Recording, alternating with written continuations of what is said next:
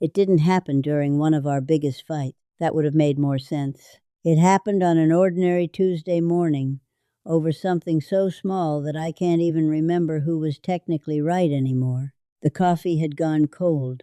The toast had burned. One of us had forgotten to buy milk. Somewhere between those tiny inconveniences, two people who had loved each other for more than 50 years found themselves standing in a quiet kitchen, arguing as though the future depended on it. The strange part is this: neither of us was yelling. Our voices stayed calm. The words were polite enough, yet something heavier than anger filled the room. It was pride. Neither of us wanted to be the first to let the conversation end. Neither of us wanted to walk away without proving a point. For nearly 20 minutes, we debated something that mattered less than the weather. When it was finally over, my wife picked up her coffee without another word and walked into the living room. The house became painfully quiet. That silence stayed with me much longer than the argument itself. Several years later, after she was gone, I stood alone in that same kitchen. The coffee grew cold again, only this time nobody reminded me to drink it. Nobody corrected me. Nobody disagreed with me. The silence I had once demanded had finally arrived. It wasn't peaceful. It was lonely. That morning became one of the memories I returned to most often after turning 75. Not because it was our worst argument. Far from it. It was because I finally understood something I had missed for most of my life. Many of the arguments I believed I had won were never victories at all. They were simply moments when my pride spoke louder than my love. Looking back now, I struggle to remember what most of those disagreements were about. The reasons disappeared. The feelings remained. If someone had asked me at 40 whether I argued too much, I probably would have smiled and said no. I would have called myself reasonable, patient, practical. Those were comforting words. They also weren't entirely true. Age has a curious way of sanding away our excuses. It leaves the memories behind. Not all of them, just the ones we still need. The older I became, the less interested I was in protecting the version of myself that always had an explanation. Instead, I became curious about the man I had actually been. That was not always an easy person to meet. Maybe that's why growing older can feel both painful and freeing. Painful because you finally see your mistakes clearly. Freeing because you no longer have to defend them. I've spoken with many people my age over the years. Friends from church, neighbors, old co-workers, widowers, people with grandchildren scattered across the country, people who spend more afternoons alone than they ever expected. The stories are always different. Different homes, different careers, different marriages, different disappointments.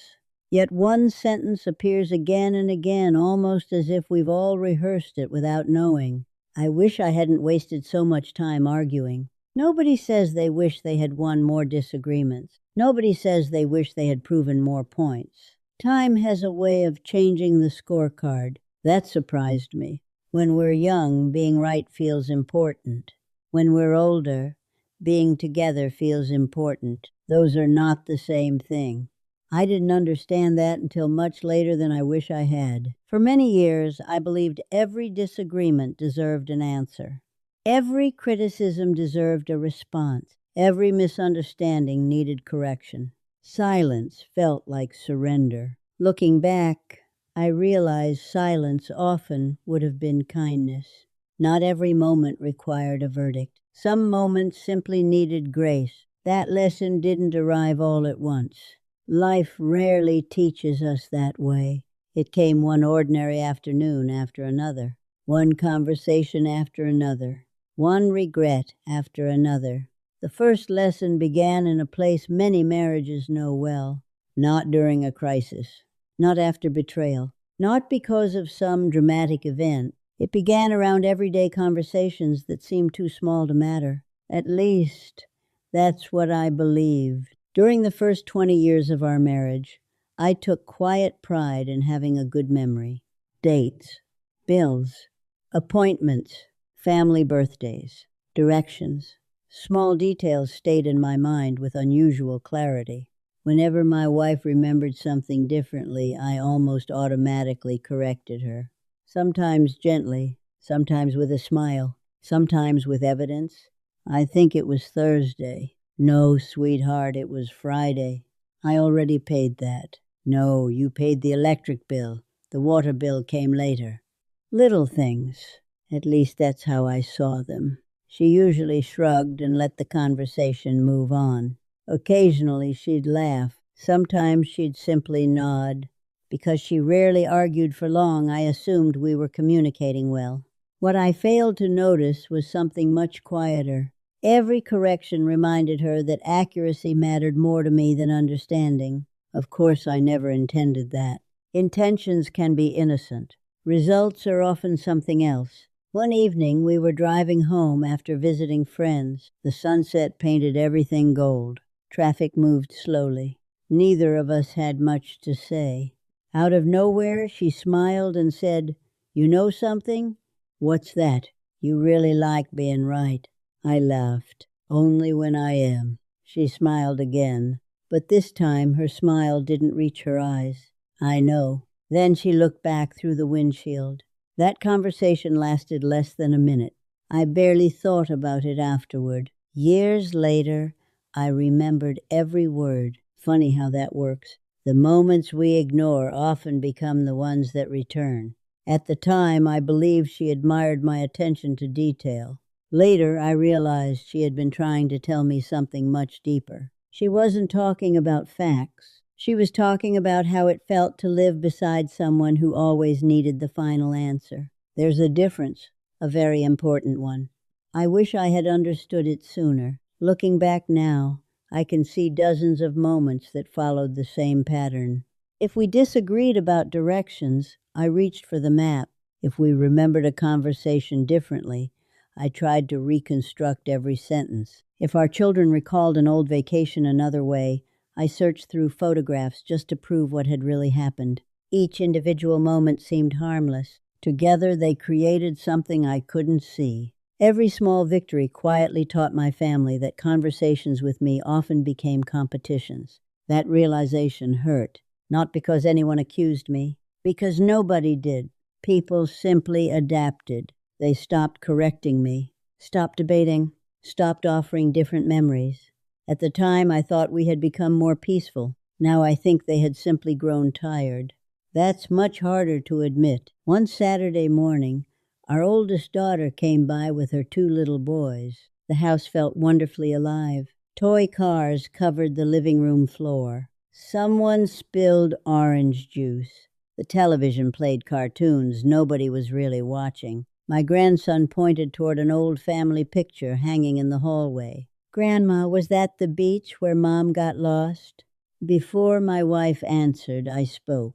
"No, that happened 2 years later." My daughter opened her mouth, then stopped. She smiled politely. "Maybe." The conversation moved on. Nothing seemed unusual. After everyone left, my wife stood at the kitchen sink washing dishes. Without turning around, she asked quietly, "Did it matter?" I looked up from drying a plate. "What?" "Whether it was that beach or another one." I frowned. "I was just telling the story correctly." She nodded. "I know." Another long pause filled the room. Then she said something that stayed with me for the rest of my life. Sometimes people aren't looking for the correct story. They're looking for the shared one. I remember standing there with the dish towel in my hands, not speaking, not because I agreed, because I didn't fully understand. Not yet, but something inside me shifted, just a little, enough to make me wonder whether I had been measuring conversations by the wrong standard all along. And once that question entered my heart, it refused to leave. That question followed me for weeks, not loudly. It stayed in the background, like a song you can't quite remember. I began noticing little moments I had ignored for years, moments that had always been there. Only now they looked different. One evening, my wife was telling me about a woman from church. The woman had misplaced her purse after Sunday service. Several people helped search for it. Eventually, Someone found it sitting beneath a folding chair. When my wife finished the story, she smiled. I felt so bad for her. Without thinking, I replied, technically, she didn't lose it. She just forgot where she left it. My wife looked at me for a second. Then she chuckled. There you go again. What? You heard the facts. I heard the feelings. That sentence landed somewhere deep inside me. For the first time, I wondered how many conversations I had quietly redirected without realizing it. Not because I wanted to hurt anyone, because I believed accuracy was helpful. Maybe it was. Maybe it wasn't. The older I become, the more I believe timing matters as much as truth. Some truths comfort, others simply interrupt. Not long after that, something happened that forced me to look at myself more honestly. It wasn't a dramatic argument. There were no slammed doors, no raised voices, only two tired people sitting across from each other after dinner. The dishes were still on the table. Outside, rain tapped gently against the windows. My wife folded her hands. I need to ask you something. Of course. When we're talking. She hesitated. Do you listen because you're curious? Or because you're waiting for your turn? I almost answered immediately. Then I stopped, because I already knew what my first answer would have been. And I also knew it wasn't the honest one. For years, I had believed I was a good listener. I stayed quiet. I didn't interrupt often. I let people finish, at least most of the time. But silence and listening are not the same thing. Sometimes I wasn't listening at all. I was preparing another explanation, another correction, another defense, another solution. My body stayed still. My mind was already speaking. That realization embarrassed me. Not because my wife accused me, because she didn't. She simply asked one gentle question. It was enough. Funny how kindness can reveal more than criticism. That night, I barely slept. Old conversations drifted through my mind. Some were decades old. Others had happened only weeks before. I remembered sitting around the dinner table when our children were teenagers. Our son would start explaining something that happened at school. Halfway through, I would jump in. That's because, or, what you should have done was. He usually nodded. Sometimes he rolled his eyes. Back then, I assumed that was normal teenage behavior. Now I wonder how often I finished his sentences before he had the chance to finish his thoughts. Those aren't the same thing. Not even close. A few months later, my son visited by himself. The grandchildren stayed home. His wife had to work. We spent the afternoon repairing an old wooden bench in my garage. Mostly, we worked in silence. The smell of sawdust filled the room. A radio played softly somewhere nearby. After nearly an hour, he said something unexpected. Dad? Yeah? You've changed. I laughed. I've gotten older. No. He smiled while tightening a bolt.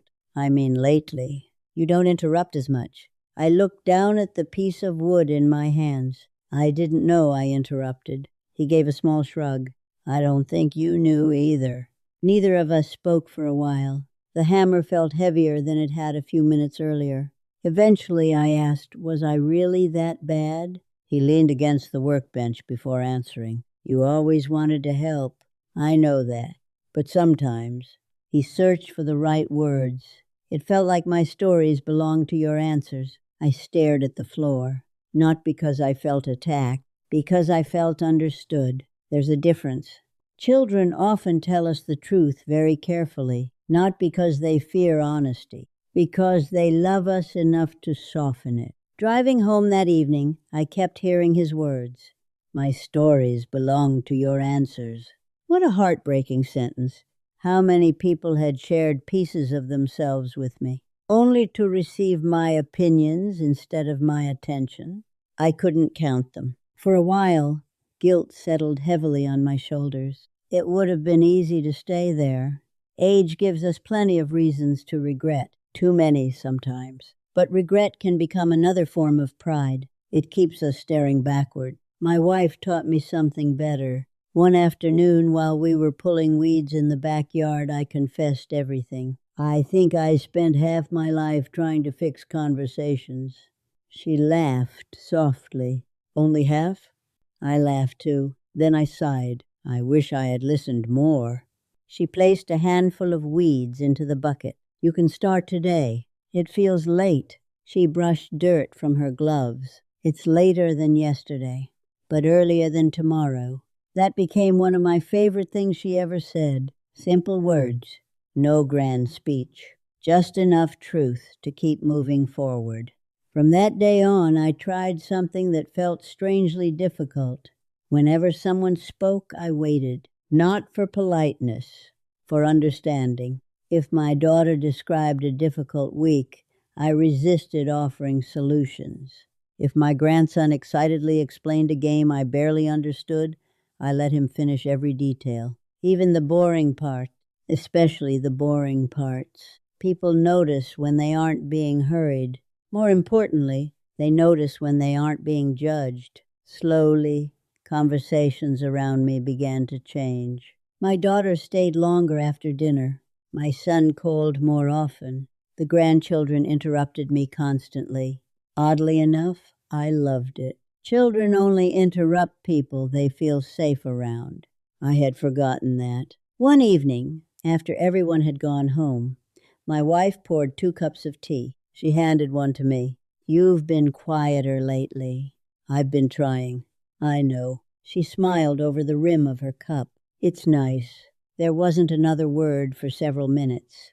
We simply sat together, watching the light disappear beyond the backyard fence. Years earlier, I would have filled that silence, asked another question, started another discussion, corrected some forgotten detail. This time, nothing needed improving. The silence itself became the conversation. Only much later did I realize something surprising. Pride rarely announces itself. It doesn't arrive wearing arrogance. Most of the time, it dresses itself as responsibility, as intelligence, as experience, as wanting what's best. That's why it's so difficult to recognize, especially in ourselves. I honestly believed I was helping the people I loved. Sometimes I was. Many times, I was simply protecting the image of being the person with the answers. The heart has a quiet way of exposing those disguises. If we're willing to listen, mine was finally beginning to. And once that happened, another lesson arrived, one that would hurt far more than anything I had discovered so far. There was a time when I believed anger was honest. If something bothered me, I said it. If I felt disappointed, I showed it. Holding feelings inside seemed unhealthy. At least that's what I told myself. For years, I confused honesty with immediacy. I thought every emotion deserved an audience. Every frustration deserved a response. Every irritation deserved words. Age has taught me otherwise. Some emotions are visitors. If you invite them to speak too quickly, they often say things your heart never truly meant. That lesson arrived one winter evening. Snow had covered the neighborhood all afternoon. The sidewalks disappeared beneath a blanket of white. Our front porch creaked every time the wind pushed against it. My wife had been baking bread. The whole house smelled warm, comforting, the kind of smell that makes you believe everything is all right. Until one small mistake changes the room. I came inside carrying groceries. One of the paper bags split open. A jar of pasta sauce shattered across the kitchen floor. Red glass and tomato sauce spread everywhere. I stared at the mess. Before I could even bend down, my wife said gently, I told you those bags were too heavy. There was nothing cruel in her voice, nothing sarcastic, just an observation. Yet somehow it landed on a part of me that was already tired, already irritated, already carrying frustrations that had nothing to do with groceries. I snapped. I don't need another reminder. The words came faster than I intended. I already know what happened. She froze, only for a second. Then she quietly reached for a towel. Neither of us spoke while we cleaned the floor. The only sounds were broken glass sliding into the trash and the ticking of the kitchen clock. 5 minutes, maybe 10. The mess disappeared. The silence didn't. Later that night, I walked past the living room. She was sitting in her favorite chair. A book rested open in her lap. She wasn't reading it. She was simply looking out the window. I almost apologized. Almost. Instead, I asked, "What are you thinking about?" She answered without turning around, "I'm wondering why kindness is usually the first thing that disappears when people get tired." That question stayed with me longer than my own anger ever had, because she was right. We often save our patience for strangers. We smile at cashiers. We thank waiters. We apologize to neighbors. Then we walk through our own front door and offer our family the leftovers. I've done that, more times than I'd like to admit. The people who love me most often receive the smallest portion of my gentleness, not because I loved them less, because I wrongly assumed they would always understand. That assumption can quietly wound a marriage, especially over many years. One sharp word rarely destroys a relationship. 1,000 careless ones can. Looking back now, I can't remember every argument we had, but I remember the expressions, the lowered eyes, the slow sigh before one of us answered, the way conversations sometimes became shorter after difficult weeks. The distance wasn't dramatic. It was gradual, like watching daylight disappear. You hardly notice until evening arrives. Several months after the grocery incident, we attended our granddaughter's school concert.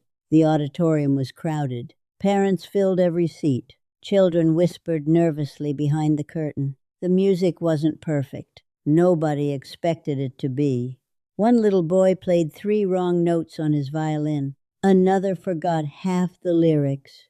Everyone smiled anyway. On the drive home, I started pointing out all the mistakes. I think the piano came in too early. The microphones weren't balanced. That solo needed more practice. Halfway through my sentence, my wife quietly laughed. "What? You missed the whole evening." I frowned. "What do you mean?" "You were so busy judging the performance. You forgot to enjoy watching your granddaughter smile." The car suddenly felt very quiet, because once again, she was right. My mind had become trained to notice flaws before joy. Not intentionally, simply by habit. That frightened me. Habits don't stay in one part of life. They spread. If you constantly search for what's wrong, eventually that's all you notice, even in people you love.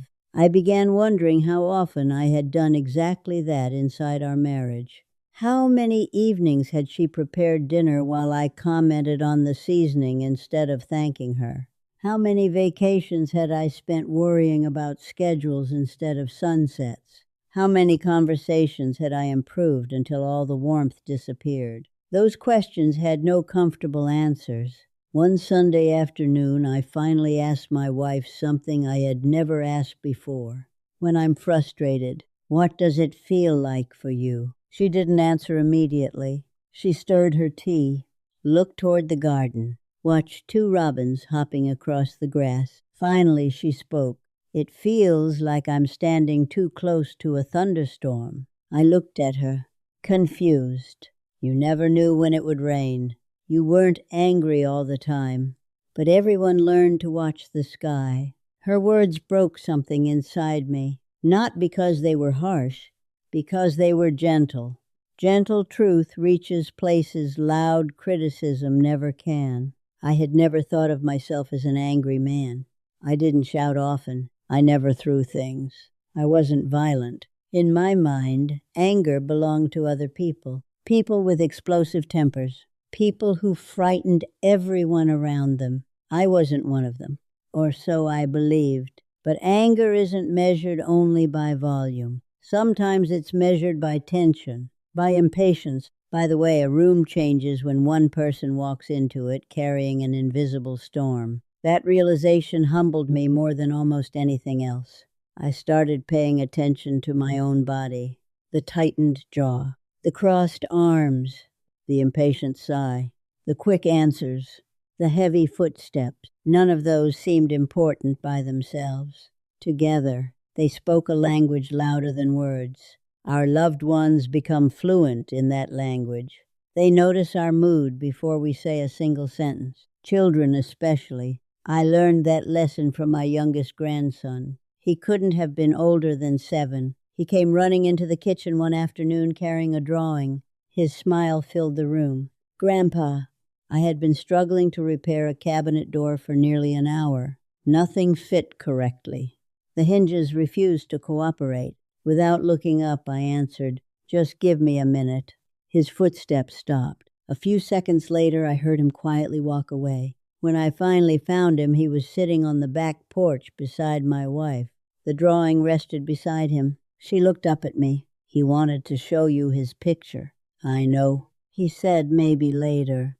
My grandson never complained. He never pouted. He simply adjusted. Children become experts at adjusting, especially around adults whose moods seem unpredictable. That thought hurt far more than any argument ever had. I sat beside him. "I'm sorry." He handed me the picture with the easy forgiveness children carry so naturally. "It's okay, Grandpa."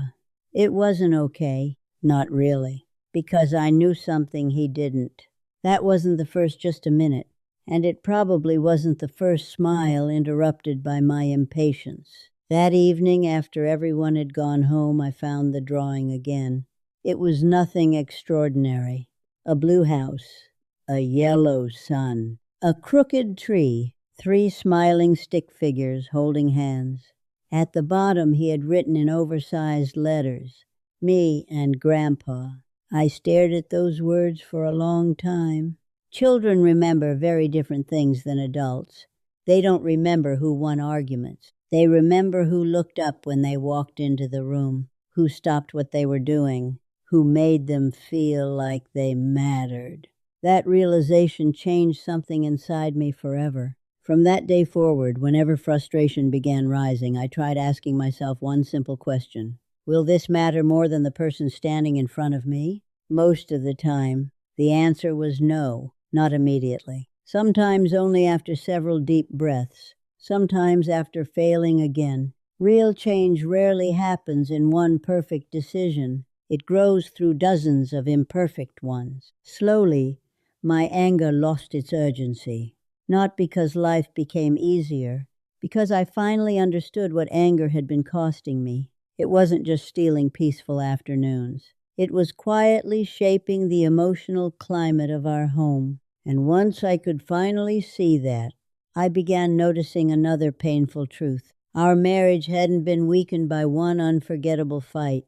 It had been quietly reshaped by hundreds of tiny battles that neither of us even remembered anymore. The hardest truth wasn't that we argued. Every marriage does. The hardest truth was realizing how many of those arguments had never really been about the dishes, the bills, the directions, or the forgotten errands. Those were only the invitations. Something much older usually accepted them: fatigue, fear, pride, loneliness, or the quiet need to feel seen. It took me decades to understand that. By then, our hair had turned gray. Our children had homes of their own. The house that once echoed with laughter had become surprisingly quiet. Silence changes as you grow older. When you're young, it feels temporary. When you're old, it asks different questions.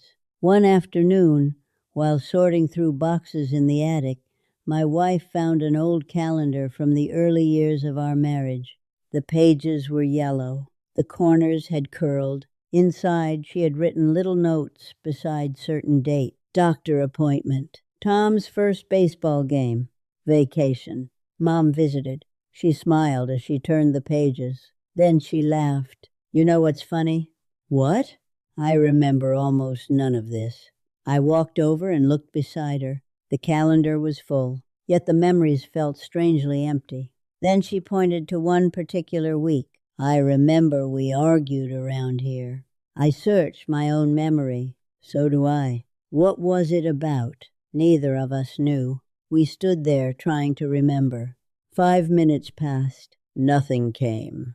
The argument had disappeared. Only the feeling remained. That frightened me more than I expected. Imagine spending 2 days angry, only to forget the reason completely. How many times had we done exactly that? How many evenings had we sacrificed for battles that couldn't even survive our own memories? I closed the calendar. Very gently. It suddenly felt heavier than paper should. That evening we took our usual walk around the neighborhood. The maple trees had begun changing color. Children rode bicycles across cracked sidewalks. Someone nearby was grilling hamburgers. The smell drifted through the cool air. Without looking at me, my wife said, "I think people believe marriages end all at once." I nodded. "Sometimes they do." She smiled softly. "But most don't. They change quietly. One conversation, one disappointment, one unnecessary argument at a time." I knew she wasn't only talking about unhappy marriages. She was talking about every marriage, even good ones. Love doesn't disappear overnight. Neither does distance. Both grow slowly. Both depend on what we water every day. That thought stayed with me for weeks, maybe months. After that, I started paying attention to the smallest moments instead of the biggest ones. How we greeted each other, how we ended conversations, whether we looked up when the other person entered the room, whether thank you had become routine or forgotten. Those tiny moments carried far more weight than I had ever imagined. People often ask older couples what the secret is. They expect dramatic answers, great sacrifices, romantic stories, life-changing advice. Most of the time, the answer is much smaller. It's choosing not to turn ordinary moments into unnecessary battles. That became our next lesson, one we continued learning together. Not perfectly, just faithfully. A few years later, my hearing wasn't what it used to be. Sometimes I misunderstood what my wife said. Sometimes she misunderstood me. One evening she asked if I had locked the back gate. I thought she asked whether I wanted another plate, so I answered, "No, thank you." She looked confused. Then we both started laughing. Years earlier, that misunderstanding might have become another pointless discussion. "You never listen." That's not what I said. I know what I heard. Instead, we laughed until tears filled our eyes. Nothing had changed except us. The situation was identical. Our response wasn't. That's when I realized something beautiful. Peace isn't found by waiting for easier circumstances. Peace grows when ordinary moments no longer need a winner. Not every misunderstanding deserves a courtroom. Sometimes it deserves a smile. Sometimes it deserves another question. Sometimes it deserves nothing at all. The older I became, the more I noticed another quiet habit forming. Whenever conversations became tense, I asked fewer questions designed to defend myself. Instead, I became curious. What did you mean by that? Did something happen today? Are you worried about something? Those simple questions changed more arguments than all my explanations ever had, because people don't always need agreement. They need to feel understood. Understanding softens hearts. Defensiveness hardens them. That lesson transformed my relationship with our children, too. Our daughter called one evening sounding exhausted. Work had been difficult. The kids were sick. Nothing seemed to be going right. Years earlier, I would have offered advice before she finished speaking. This time, I simply listened, really listened.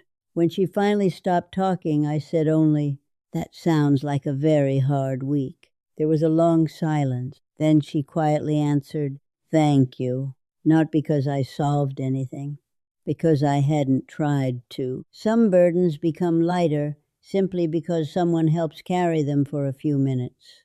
You don't always need to remove the weight. Sometimes you only need to stand beside the person carrying it. That lesson arrived very late in my life. I'm grateful it arrived at all. Eventually, another surprising change appeared. Apologizing no longer felt embarrassing. It felt freeing. I used to think the first person to apologize lost. Now, I believe the first person to apologize often saves the relationship before pride can damage it further. One afternoon I became irritated over something so ordinary I've forgotten what it was. Perhaps laundry, perhaps a misplaced receipt. It truly doesn't matter. I spoke impatiently. The moment the words left my mouth, I knew. Old habits die slowly, but awareness arrives much faster. A few minutes later, I found my wife reading on the porch. I sat beside her. "I'm sorry." She closed her book, smiled, and squeezed my hand. No speeches, no punishment, no keeping score, just grace. Grace has a remarkable way of ending conversations that pride would happily continue for another hour. Looking back now, I realize apologies became shorter as our marriage grew older. Not because we cared less, because we understood more. We understood how little time was guaranteed. The calendar on the wall eventually contains fewer pages than the ones already behind you. That changes your priorities. Suddenly, proving a point feels expensive. Holding a hand feels priceless. Then came the season I never wanted to face. Illness arrived quietly. Doctor visits became more frequent. Medicine bottles slowly gathered on the kitchen counter. Our walks became shorter. Our conversations became softer. One afternoon we sat together on the back porch watching autumn leaves drift across the yard. Neither of us spoke for several minutes. The silence felt different now. Not empty, comfortable. She finally smiled and asked, "Remember how much we used to argue?" I laughed. I was usually right. She raised one eyebrow. "Were you?" I smiled back.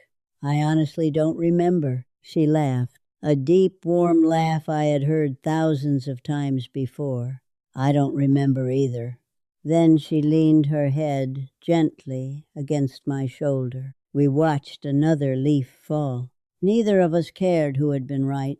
That answer had finally become unimportant. Years later, after she was gone, I returned to that porch almost every evening. Sometimes I carried a cup of coffee. Sometimes I carried nothing at all. The chair beside me stayed empty. At first, the silence felt unbearable. Eventually, it became familiar. I often found myself trying to remember our biggest arguments. Surprisingly, I couldn't. Not clearly. Faces remained. Feelings remained. But the subjects had faded. I couldn't remember who forgot what, who misread which map, who misplaced which receipt, who won which disagreement. Memory had quietly erased the victories. It preserved something else instead. The mornings we laughed until coffee spilled across the table. The evenings we watched thunderstorms without saying a word. The road trips where we sang terribly off-key. The afternoons she reached for my hand while crossing the street. The ordinary moments, those survived. The arguments didn't. Isn't that remarkable? The heart seems to know what deserves keeping. If I were somehow given one ordinary afternoon with her again, just one, I don't think I'd spend a single minute correcting small mistakes. I wouldn't argue about directions. I wouldn't interrupt stories. I wouldn't defend opinions that no longer matter. I'd probably pour 2 cups of coffee, sit beside her, listen a little longer, laugh a little sooner, and when the conversation drifted into silence, I'd let it stay there. Because now I understand something that took me more than 75 years to learn. The happiest years of our marriage weren't the ones where I proved I was right. They were the ones where neither of us cared who was. Life has a quiet way of asking the same question until we finally answer it, not with words, with the way we love. So, if you're still sharing breakfast with someone, if there's still another ordinary Tuesday waiting for you, if someone still walks through your front door at the end of the day, treasure those small moments. One day, they may become the memories that outlive everything else. As for me, when I think of my wife now, I don't see the arguments. I see 2 cups of coffee growing cold on a quiet kitchen table, and 2 stubborn people who eventually learned that peace was always worth more than winning.